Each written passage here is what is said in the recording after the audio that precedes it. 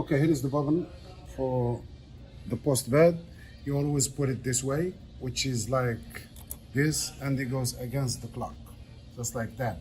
You put it here inside, you make sure it's under this here, just like that. You put it a little bit, push down, put it a little bit, it's tight, and then you get your thread up, just like that. It's out, it's a little bit tight, this one is a little bit tight. Put your router, make sure you put back the plate, the safety plate, and then you put this thing, and then you start sewing, just like that.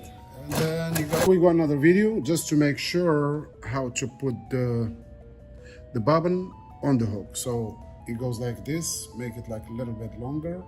So you put it here, pull this one, make sure you put this back, and then you put it in this slide over here. Make sure it goes inside here. You pull it, it's a little bit tight. That way, when you do like this, bring the thread up just like that. Make sure it's a little bit tight. This one is tight. And let's sew and then see the stitch. So we're just gonna put this one back. Put the fabric. Make sure always to hold both threads just like that on the post bed only.